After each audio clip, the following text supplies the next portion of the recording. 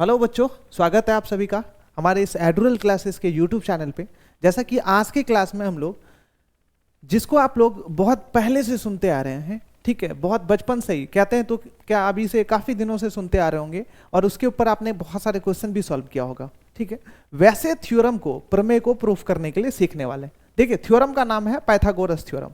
Pythagoras theorem का नाम आपने बहुत पहले से सुना होगा, हमेशा आप जानते भी हैं कि पाइथागोरस थ्योरम किस त्रिभुज में अप्लाई होता है, तो भाई समकोण त्रिभुज में अप्लाई होता है। समकोण त्रिभुज में क्या कथन है पाइथागोरस थ्योरम का? कहने का मतलब है कि समकोण त्रिभुज में सबसे बड़ी भुजा का जो वर्ग होता है, वर्ग बोले तो क्या है, स्क्वायर, अन्य दो भुजाएं के वर्गों के योगफल के बराबर होता है। देखिए, समकोण त्रिभुज में आपको यह चीज बहुत अच्छे से पता होगा कि समकोण त्रिभुज कहते किसे? भाई वैसा त्रिभुज जिसका एक कोण क्या होता है, समकोण होता है। वैसा त्रिभुज जिसका कोई एक कोण क्या होता है, समकोण। कुछ इस तरीके से मैंने यदि त्रिभुज बना दिया और यहाँ पे ये कोण 90 डिग्री का है, तो इसका मतलब त्रिभुज एबीसी कौन सा त्रिभुज होने वाला है? समकोण त्रिभुज होने वाला है। देखिए, समकोण त्रिभुज के तीन भुजाएं जो हैं, तीनों भुजा का नाम तो आप लोग बहुत अच्छे से जानते होंगे। ये चूंकि 90 डिग्री का कोण बनाता है, तो ये दोनों मिलकर इसमें से आप किसी एक को लंब आराम से कह सकते हैं। तो हम लोग इसको क्या कह देते हैं, लंब। और देखिए, इसको क्या कहा जाता है, आधार। और ये क्या होता है, कर्ण, है ना। तो देखिए, समकोण त्रिभुज में सबसे बड़ी भुजा कौन सी होती है? कर्ण होती है।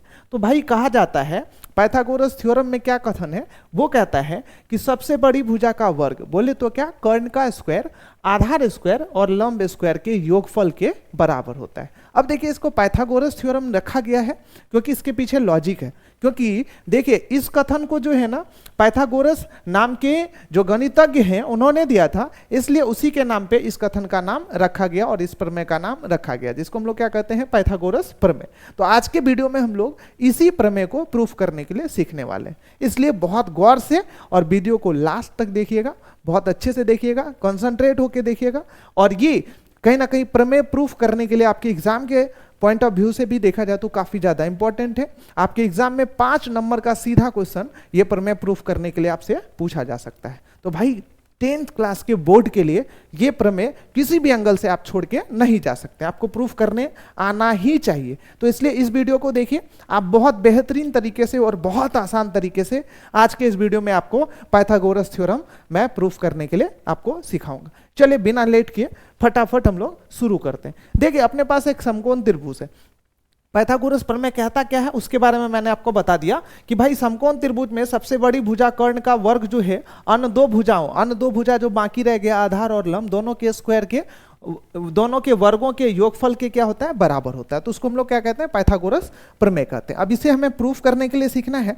तो देखिए, पाइथागोरस प्रमेय को प्रूफ करने के लिए सबसे पहले आपको क्या होता है कि प्रमेय को प्रूफ करने के लिए आपको इसके प्रेजेंटेशन जो है ना खास तरीके से लिखना होता है। मतलब इसका एक फिक्स प्रेजेंटेशन है जो हमेशा आपको उसी तरीके से किसी भी प्रमेय को प्रूफ करना है, ठीक है ना। तो लास्ट में जो है, इससे पहले मैंने थेल्स प्रमेय में भी आपको बताया था कि आपको प्रमेय का प्रेजेंटेशन किस तरीके से देना है। तो जिस तरीके से हम इसको प्रेजेंट करेंगे अभी के वीडियो में, आपको सेम टू सेम एग्जाम के अंदर क्या करना है, उसी तरीके से प्रेजेंट करके आना है। आपका एक नंबर भी कहीं से कोई कटने की गुंजाइश नहीं होगी, ठीक है ना। तो चलिए, अब इसको हम लोग सबसे पहले क्या करते हैं भाई, प्रमेय को प्रूफ करने के लिए सीखते हैं। देखिए, सबसे पहले प्रमेय में क्या लिखा जाता है पता है, दिया हुआ है। मतलब अपने पास जो दिया हुआ है ना, उसको सबसे पहले क्या करते हैं हम लोग, प्रमेय के अंदर लिख देते हैं। तो दिया हुआ लिखते हैं। अब देखिए, दिया हुआ में क्या दिया हुआ है, एबीसी जो अपने पास त्रिभुज है, ये कौन सी त्रिभुज है, आप इसका नाम बता सकते हैं क्या? देखिए, त्रिभुज एबीसी जो है ना, कौन सी त्रिभुज है बताइए? त्रिभुज एबीसी एक समकोण त्रिभुज है, तो इसलिए हमें यहाँ पे लिखना पड़ेगा। और चूंकि देखिए, इस त्रिभुज का नामकरण तो हमने ये नहीं किया है, ये तो सिर्फ क्या कह रहा है, किसी समकोण त्रिभुज में। अब देखिए, समकोण त्रिभुज का यदि हम लोग नामकरण कर लेंगे तो अपने पास इसे प्रूफ करने के लिए हमें क्या होगा, काफी ज्यादा आसान होने वाला है। इसलिए इस त्रिभुज का नाम हम लोग सबसे पहले नामकरण कर लेते हैं कि इस त्रिभुज का नाम एबीसी रख लेते हैं।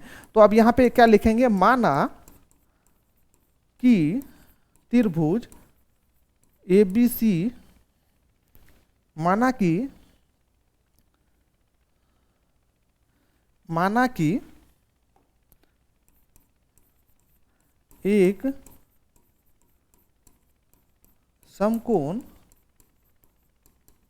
त्रिभुज कौन सा है, ए बी सी है ना, जिसमें अब देखिए समकोण है तो कहीं ना कहीं तो 90 डिग्री का कोण बनेगा।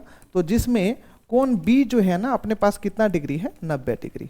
मतलब ये दिया हुआ है अपने पास और इसको मैंने क्या कर लिया, लिख लिया। तो सबसे पहला स्टेप आपको क्या दिया हुआ है, इसको लिखना है। अब उसके बाद देखिए दूसरा स्टेप क्या लिखना है, दूसरा स्टेप लिखना है इसके अंदर आपको बनाव सिद्ध करना है। अब देखिए दूसरे बार में आपको क्या इसमें सिद्ध करना है, तो उसको भाई दूसरे स्टेप में आपको लिखना है। तो देखिए यहां पे हम लोग क्या लिखेंगे, यहां पे लिखेंगे हम लोग सिद्ध करना है। अब देखिए आपको सिद्ध क्या करना है बताइए, इसमें आपको सिद्ध क्या करना है, सबसे बड़ी भुजा का वर्ग, ये भुजा और ये भुजा के वर्गों के योगफल होता है, ठीक है। तो अब जब इस त्रिभुज का हमने नामकरण कर लिया है, इस त्रिभुज का यदि हमने नामकरण कर लिया है, तो बताइए सबसे पहले मैं क्या करता हूं, इस त्रिभुज का नाम लिख देता हूं। तो त्रिभुज एबीसी है। अब देखिए कोण बी पे कितने डिग्री का, 90 डिग्री का कोण तो बन रहा है, तो इसलिए समकोण त्रिभुज है। अब देखिए सिद्ध करना है, सिद्ध क्या करना है, हम आराम से यहाँ पे लिख सकते हैं AC स्क्वायर बराबर हमें क्या सिद्ध करना है, AB स्क्वायर प्लस में क्या BC स्क्वायर, यही सिद्ध करना है ना। तो भाई चलो जो सिद्ध करना है उसको भी हमने लिख लिया। तो ये हमारा हो गया दूसरा स्टेप, यहां तक आपको क्लियर होगा, है ना। अब इसके बाद तीसरे स्टेप में हम लोग क्या करेंगे भाई, तीसरे स्टेप में यहां पे लिखेंगे हम लोग बनावट। मतलब इस प्रमेय को प्रूफ करने के लिए हमें कुछ बनावट की जरूरत होगी, जिसको हम लोग रचना भी कहते हैं। तो अभी हम लोग जहां पे जो रचना करेंगे उसको कहां पे लिखेंगे, इस बनावट के अंदर हम लोग लिखते चले जाएंगे, ठीक है ना। और उसके बाद देखिए लास्ट में आपको क्या करना है भाई, सिद्ध लिख के, लास्ट में यहां पे आपको सिद्ध लिख के अपना काम करना शुरू कर देना है, ठीक है। यहां तक तो समझ आ गया, यही है इसका प्रेजेंटेशन, जो इसी तरीके से आपको क्या करना है, एग्जाम में भी लिख के इसको आना है। यदि प्रूफ करने के लिए आपसे पूछा जाता है तो भाई आपको इसी तरीके से करके एग्जाम में आना है, ठीक है ना। तो चलिए सबसे पहले सिद्ध करने से पहले हमें एक छोटी सी रचना की जरूरत है, सिद्ध करने से पहले एक छोटी सी रचना की जरूरत है। अब वो रचना क्या होने वाला है, देखिए हमें करना क्या है, क्योंकि ये त्रिभुज एक समकोण त्रिभुज है ना, तो भाई कौन यहाँ पे शीर्ष बी से एक क्या करना है ना, यहाँ पे शीर्षलंब डालना है। इस शीर्ष से हमने क्या कर लिया, बी शीर्ष से एक शीर्षलंब डाला, कौन सा शीर्षलंब डाला, तो बीपी शीर्षलंब डाला। बी शीर्ष से हमने कौन सा शीर्षलंब डाला बताइए, बीपी शीर्षलंब डाला। और ये शीर्षलंब कहां पे डाला है बताइए, एसी भुजा के ऊपर डाला है, ठीक है। तो अब चूंकि भाई देखिए ये हमने क्या किया, अलग से रचना किया है, ये हमने क्या किया, अपने मन से रचना किया। ये कोई शीर्षलंब तो इस त्रिभुज के अंदर दिया हुआ नहीं था, ये हमने अलग से डाला है, इसलिए ये किसके अंदर जाना चाहिए, आप खुद बताइए। आपने खुद से किया है तो इसको रचना के अंदर आप लिखेंगे। तो चलिए इस वाले लाइन को सबसे पहले जो हमने किया है उसको हम लोग कहां पे लिख देते हैं, रचना के अंदर लिख देते हैं। तो भाई बनावट में हमने क्या किया बताइए, शीर्ष किस शीर्ष से डाला है हमने, तो भाई शीर्ष बी से कौन सी लंब डाला है, तो बीपी लंब डाला है, किसके ऊपर डाला है, एसी पर डाला है। तो इसलिए हम लोग क्या लिखेंगे, शीर्ष बी से बीपी लंब एसी पर डाला, ठीक है ना। यहां तक तो क्लियर होगा। चलिए अब हम लोग अपना काम करना शुरू करते हैं। अब हमें क्या करना है, तो देखिए शीर्षलंब तो हमने डाल दिया है, अब आपका दूसरा काम क्या है, देखिए दूसरा काम यह है कि जो त्रिभुज अपने पास बना है, मतलब ए बी पी त्रिभुज हो गया, ठीक है ना, और पूरा त्रिभुज कौन सा, ए बी सी त्रिभुज हो गया। भाई आपको ये दोनों त्रिभुज को क्या करना है ना, समरूप करना है। पहला काम क्या करना है, दोनों त्रिभुज को समरूप करना है। तो देखिए त्रिभुज को समरूप करने की जो कंडीशन है, जो शर्त है, वो तो आप ऑलरेडी पढ़ चुके होंगे। अब यहां पे तो हम लोग हर एक कुछ को डिस्कस नहीं कर सकते हैं, है ना। तो इसलिए अब इन दोनों त्रिभुज को समरूप करने के लिए सबसे पहले मुझे क्या करना पड़ेगा, दोनों त्रिभुज के नाम लिखने पड़ेंगे और दोनों त्रिभुज में चेक करने पड़ेंगे कि क्या क्या मिल रहा है, और जो मिलेगा उसके शर्त के हिसाब से हम दोनों त्रिभुज को आराम से क्या कर लेंगे, समरूप कर लेंगे। तो सबसे पहला यहां पे हम लोग क्या करेंगे बताइए, किस त्रिभुज को समरूप कर रहे हैं, तो त्रिभुज एबीपी और त्रिभुज एबीसी को, त्रिभुज एबीपी और त्रिभुज किस त्रिभुज को, एबीसी को। तो यहां पे हम लोग क्या लिखेंगे, त्रिभुज ए बी सी तथा त्रिभुज ए बी पी में।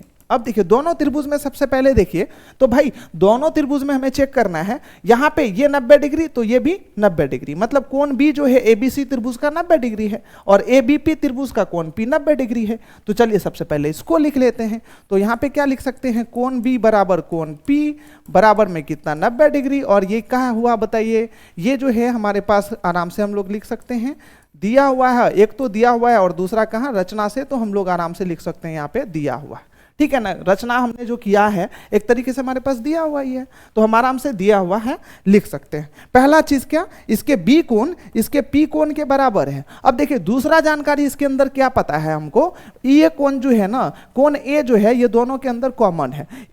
कोण ए जो है एबीसी का भी कोण है और एबीपी का भी कोण है, इसका मतलब कॉमन कोण है। इसका मतलब क्या है, दोनों में इसकी वैल्यू जो है वो बराबर होगी, तो इसलिए हम कोण ए बराबर कोण ए तो आराम से लिख सकते हैं यहाँ पे। तो ये कोण ए बराबर क्या लिख सकते हैं, कोण ए। ये भी अपने पास क्या दिया हुआ है, दिया हुआ नहीं, ये क्या है उभयनिष्ठ है। उभयनिष्ठ बोले तो क्या, ये दोनों में कॉमन है ना, तो इसके लिए हम लोग यहाँ पे क्या लिखेंगे, उभयनिष्ठ। ठीक है, उभयनिष्ठ लिख दिया। अब देखिए जब ये दो हमारे पास जानकारी इस दोनों के अंदर मैच कर रहा है, तो इसलिए बताइए क्या, त्रिभुज ABC समरूप त्रिभुज ABP हम आराम से लिख सकते हैं, क्योंकि दोनों त्रिभुज में दो एंगल जो है, दो एंगल क्या है, बराबर है। तो दो एंगल जब बराबर है तो दोनों त्रिभुज को हम क्या कर सकते हैं, आराम से समरूप कह सकते हैं। हाँ देखिए किस नियम से कह सकते हैं भाई, तो एंगल समरूपता के नियम से, एंगल समरूपता के नियम से, ठीक है ना। चलिए अब इन दोनों त्रिभुज को हमने समरूप कर दिया, तो आपको देखिए समरूप त्रिभुज के जो इसके भुजाएं होती है उसका अनुपात क्या होता है, बराबर होता है। समरूप त्रिभुजों के संगत भुजाओं का अनुपात क्या होता है, बराबर होता है। तो देखिए त्रिभुज ABC और त्रिभुज ABP यदि समरूप त्रिभुज है तो दोनों के भुजाओं का अनुपात तो आराम से बराबर हो जाएगा। तो हम पहले त्रिभुज में क्या लिख सकते हैं यहाँ पे, चलिए इसको दूसरे कलर से लिख लेते हैं ना।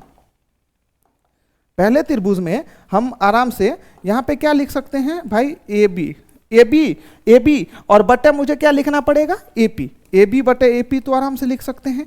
अब उसके बाद देखिए मुझे यदि यहाँ पे लिखना होगा BC जो कि इसका क्या है, पहले त्रिभुज का आधार है, तो BC बटा हम आराम से यहाँ पे क्या लिख सकते हैं, PC, है ना। अब उसके बाद क्या, इस त्रिभुज का AC जो कि कर्ण है, और देखिए ABP त्रिभुज के कर्ण की बात करें तो ABP त्रिभुज का कर्ण जो है अपने पास देखिए कौन सा है भाई, ABP त्रिभुज का कर्ण कौन सा होगा, यही कर्ण होगा, AB कर्ण होगा। तो इसलिए हम लोग यहाँ पे क्या लिखेंगे, बटे में AB लिखेंगे, क्योंकि पहले त्रिभुज का हमने यदि भाई कर्ण लिखा है तो दूसरे त्रिभुज का भी हमें क्या करना पड़ेगा, कर्ण लिखना पड़ेगा। तो बटे में हम यहाँ पे क्या लिखेंगे बताइए, AB लिखेंगे ना, हाँ बटे में AB लिखेंगे। तो यहाँ पे हमने क्या लिख लिया, बटन में AB लिख दिया, ठीक है। अब देखिए चूंकि ये तीनों बराबर है तो हम इसको क्या कर सकते हैं, AB बटा AP, और बराबर में इसको हम आराम से क्या लिख सकते हैं, AC बटा AB, ठीक है। देखिए ये इसके बराबर, ये इसके बराबर, तो भाई ये इसके बराबर तो आराम से हम लिख सकते हैं, हमें जिसकी जरूरत होगी हम उसी हिसाब से ना काम करेंगे। तो यहाँ पे क्या कर लिया, तीनों चूंकि आपस में बराबर है तो इसलिए मैंने क्या कर लिया, इन दोनों को बराबर लिख लिया। अब इन दोनों को बराबर लिखा तो अब हमें क्या करना पड़ेगा, इसको क्रॉस मल्टीप्लाई तो हम आराम से कर सकते हैं, या क्या कर सकते हैं, AB स्क्वायर बराबर में क्या, AP इंटू में क्या, AC, और ये अपना हो चुका है कौन सा समीकरण, पहला समीकरण, ठीक है।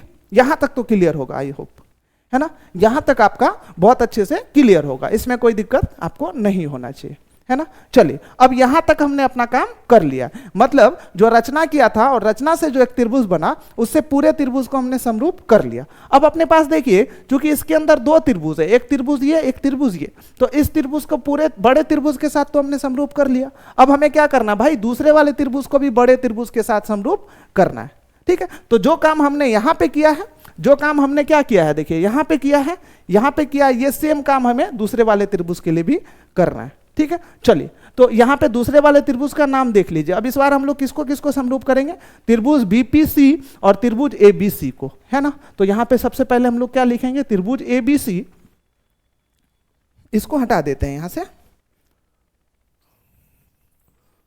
इसका अब कोई जरूरत नहीं है ना। तो इसलिए अब यहां पे हम लोग नाम में क्या लिखेंगे भाई, त्रिभुज ABC तथा त्रिभुज BPC में, है ना। यही तो दो त्रिभुज हैं जिसको हमें क्या करना है, समरूप करना है, त्रिभुज ABC और त्रिभुज BPC। अब देखिए इसमें क्या है, कोण B जो है इसके कोण B के बराबर होगा, क्योंकि भाई इधर 90 डिग्री है तो इधर भी कितने डिग्री का कोण बनेगा बताइए, 90 डिग्री का ही ना कोण बनेगा। तो इसलिए हम आराम से कोण B बराबर कोण P तो लिख सकते हैं। तो कोण B बराबर हमें क्या लिखना पड़ेगा, कोण P, कोण B बराबर कोण P, और कितना डिग्री दिया हुआ है 90 डिग्री, तो भाई 90 डिग्री भी चलिए बराबर करके लिख देते। बराबर में कितना डिग्री 90 डिग्री, हम आराम से क्या लिख सकते हैं दिया हुआ है ना। चलिए ये हो गया। अब देखिए कोण, इसका कौन सा कोण कॉमन है बताइए, इसका जो सी कोण है वो दोनों में कॉमन है। ये कोण जो है ये पूरे त्रिभुज का भी कोण है और बीपीसी त्रिभुज का भी कोण है, तो इसलिए ये दोनों में क्या है कॉमन, जिसको क्या कह सकते हैं हम लोग उभयनिष्ठ। तो भाई कोण सी बराबर में क्या है, कोण सी बराबर में क्या कोण सी, और ये क्या है उभयनिष्ठ है ना, ये क्या है उभयनिष्ठ, तो इसको हम लोग क्या लिखेंगे उभयनिष्ठ। ठीक है। अब देखिए दो कोण बराबर है तो इसलिए हम क्या कर सकते हैं, आराम से यहां पे लिख सकते हैं त्रिभुज ए बी सी समरूप है भाई त्रिभुज बी पी सी। ठीक है। अब ये देखिए किस नियम से, तो भाई एंगल समरूपता के नियम से, एंगल समरूपता के नियम से, एंगल समरूपता के नियम से दोनों त्रिभुज समरूप हो चुका है। अब देखिए जब दोनों त्रिभुज समरूप होगा तो आप खुद बताइए दोनों की संगत भुजाएं जो हैं वो क्या होगी, दोनों की संगत भुजा का अनुपात क्या होगा, बराबर हो जाएगा। तो दोनों के संगत भुजा का अनुपात यदि बराबर हम लोग लिखेंगे तो पहला कौन सा त्रिभुज है, एबीसी त्रिभुज है, तो सबसे पहले हम यहां पे क्या लिखेंगे ए बी। ठीक है ना, तो सबसे पहले त्रिभुज का यदि भुजा लिखा तो ए बी लिख दिया, अपॉन में हम यहां पे क्या लिख सकते हैं बीपी, अपॉन में क्या दूसरे त्रिभुज का भुजा बीपी। अब उसके बाद देखिए पहले त्रिभुज का फिर से हमें क्या करना पड़ेगा, भुजा लिखना पड़ेगा, तो बीसी बटे में क्या लिख सकते हैं आराम से पीसी, और बराबर में क्या लिख सकते हैं भाई इसका तीसरा क्या है एसी बटे में क्या बीसी।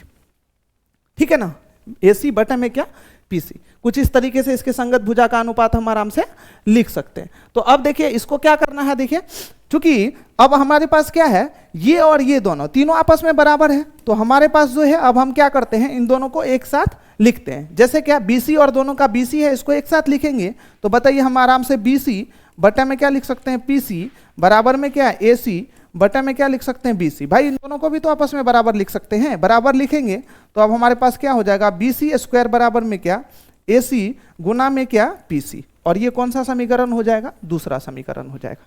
यहां तक में आपको कोई दिक्कत नहीं होना चाहिए, है ना, यहां तक में कोई भी दिक्कत आपको नहीं होना चाहिए। तो मतलब बीसी स्क्वायर बराबर एसी इंटू पीसी, ये हमारा सेकेंड इक्वेशन हो चुका है। और भाई देखिए पहला समीकरण जो है ए बी स्क्वायर बराबर एपी गुना एसी हो चुका है। ठीक है ना। अब देखिए हमें प्रूफ क्या करना है उस पर थोड़ा सा हम लोग ध्यान डालते हैं। अपने पास प्रूफ करना है ए सी स्क्वायर बराबर A B square plus B C square, मतलब ए बी और B C square, A B square और बी सी स्क्वायर के बीच में किस चीज का चिन्ह है, प्लस का। और अपने पास जो समीकरण से आया हुआ है आप यहां पे यदि चेक करेंगे तो यहां पे आया है ए बी स्क्वायर बराबर इतना और उसके बाद क्या बी सी स्क्वायर बराबर इतना। मतलब दोनों समीकरण को अब आप खुद सोचिए कि A B square plus B C square यदि मुझे लाना है, A B square plus B C square लाना है तो दोनों समीकरण को मुझे क्या करना पड़ेगा, जोड़ना पड़ेगा। दोनों समीकरण को हम लोगों को क्या करना पड़ेगा, जोड़ना पड़ेगा ना। तो इसलिए हम लोग क्या लिखेंगे, समीकरण 1 को और समीकरण 2 को जोड़ने पर, है ना। चलिए तो भाई दोनों समीकरण को हम लोग जोड़ते हैं। क्यों जोड़ेंगे, इसलिए आपको पता चल चुका है क्योंकि प्रूफ करने के लिए A B square plus B C square है। तो एक समीकरण का जो एलएचएस पक्ष है वो ए बी स्क्वायर है, दूसरे समीकरण का एलएचएस पक्ष में जो है वो बी सी स्क्वायर है। तो दोनों अलग अलग है, दोनों को एक साथ यदि योगफल में हमें लाना है, जोड़ में लाना है, तो दोनों समीकरण को क्या करना पड़ेगा, जोड़ना पड़ेगा। इसलिए यहां पर हम लोग क्या लिखेंगे, समीकरण 1 तथा समीकरण 2 को क्या करने पर, जोड़ने पर। तो देखिए समीकरण 1 अपने पास कितना है, ध्यान दीजिए, समीकरण 1 है ए बी स्क्वायर बराबर AP into AC, A B square बराबर एपी इंटू एसी। तो हमेशा जब कभी भी समीकरण जुड़ता है तो समीकरण का जो एलएचएस वाला पक्ष है वो एलएचएस के साथ जुड़ता है, आरएचएस वाला पक्ष आरएचएस के साथ जुड़ता है। तो पहले समीकरण का एलएचएस मैंने लिख लिया, अब हमें जिस समीकरण दूसरे को भी तो जोड़ना है, तो दूसरे को जोड़ेंगे तो दूसरे का एलएचएस देखिए कितना है, बी सी स्क्वायर है। तो इसलिए हम क्या लिखेंगे, ए बी स्क्वायर प्लस में क्या बी सी स्क्वायर। अब देखिए पहले समीकरण का एलएचएस जो है वो कितना है, ए सी गुना में क्या पीसी, एसी गुना में क्या पीसी। अब प्लस में दूसरे समीकरण का जो हमारे पास एलएचएस है भाई उसको देख लेते हैं। दूसरे समीकरण का जो आरएचएस है वो कितना है, एपी गुना में क्या एसी, एपी गुना में क्या एसी, एपी गुना में क्या एसी, है ना। अब देखिए अब इसको जोड़ने के लिए या हम लोग क्या लिख सकते हैं, ए बी स्क्वायर प्लस में क्या बी सी स्क्वायर बराबर में, देखिए ए सी यहाँ पर, ए सी यहाँ पर, तो दोनों में से ए सी यदि हमने कॉमन ले लिया तो पी सी प्लस में क्या हो चुका है ए पी, ठीक है ना। तो अब हम आराम से इसको क्या लिख सकते हैं, ए बी स्क्वायर प्लस में क्या बी सी स्क्वायर बराबर में क्या A C as it is into में क्या, देखिए P C plus A P का मान देखें हम लोग यहाँ पे, तो P C plus A P देखिए अपने पास बन के टोटल क्या बनता है ए पी और प्लस में पी सी की बात करें तो बताइए ये पूरा मान हम आराम से लिख सकते हैं, ए सी लिख सकते हैं कि नहीं लिख सकते हैं, A P plus P C को क्या ए सी लिख सकते हैं। तो अपने पास देखिए ना A P plus P C है यहाँ पे, तो इन दोनों को हम क्या लिख सकते हैं, ए सी लिख सकते हैं। अब देखिए इसको हम आराम से क्या लिख सकते हैं, ए बी स्क्वायर प्लस में क्या बी सी स्क्वायर बराबर में क्या ए सी स्क्वायर, है ना। तो इसलिए अब जब A B square plus B C square बराबर ए सी स्क्वायर आ गया तो ए सी स्क्वायर बराबर A B square plus B C square तो हम आराम से लिख सकते हैं। मतलब क्या, हमारा समीकरण तब जो है हमारा ये प्रमेय आराम से प्रूफ हो जाएगा, क्योंकि हमें निकालने के लिए ही बोला गया था। तो इसलिए हम लोग क्या करेंगे यहाँ पे, अब हम लोग यहाँ पे आराम से लिख लेंगे भाई ए बी स्क्वायर या क्या ए बी स्क्वायर बराबर में क्या बताइए, सॉरी ए सी स्क्वायर ना, तो इस समीकरण के इस तरफ के पक्ष को लिखना था, तो इसलिए यहां पे क्या लिख सकते हैं, ए सी स्क्वायर बराबर में क्या ए बी स्क्वायर प्लस में क्या बी सी स्क्वायर, और ये हमारा समीकरण, ये हमारा प्रमेय जो है वो प्रूफ हो चुका है। ठीक है, तो देखा आपने बच्चों कि किस तरीके से हमने बहुत अच्छे तरीके से और बहुत ही लॉजिकली इस प्रमेय को प्रूफ करने के लिए इस वीडियो के अंदर देखा है। यदि आप चाहते हैं कि इसी तरीके की लगातार जो एजुकेशनल वीडियोस हैं और भी आपके बाकी कंसेप्ट के वीडियोस हैं वो आप देखना चाहते हैं, तो प्लीज़ हमारे एडुरल क्लासेस के यूट्यूब चैनल पे जाइए, उसको सब्सक्राइब कर लीजिए और अपने दोस्तों के साथ भी लगातार शेयर करते रहिए, ताकि आप भी पढ़ेंगे और आपके दोस्त भी इस चैनल से बहुत कुछ सीखेंगे। ठीक है ना, क्योंकि हमारे चैनल पे सिर्फ एक ही क्लास के लिए नहीं, अलग अलग क्लास के लिए आपको बहुत सारे सब्जेक्ट की जो है ना यहाँ पे वीडियोस अवेलेबल है, और सभी में कहीं ना कहीं इसी तरीके से लॉजिकली सारी चीज़ों को समझाया हुआ है। इसलिए आप लोगों का बहुत ज़्यादा फायदा है, आप लगातार हमारे चैनल के साथ जुड़े रहिए, सब्सक्राइब कर लीजिए। ठीक है, लगातार जो भी नोटिफिकेशन आएगी वो मिलती रहेगी आपको। चलिए मिलते हैं हम लोग फिर नेक्स्ट वीडियो में कुछ इसी तरीके के धमाकेदार टॉपिक के साथ। तब तक के लिए आप सभी का बहुत बहुत धन्यवाद। Thank you.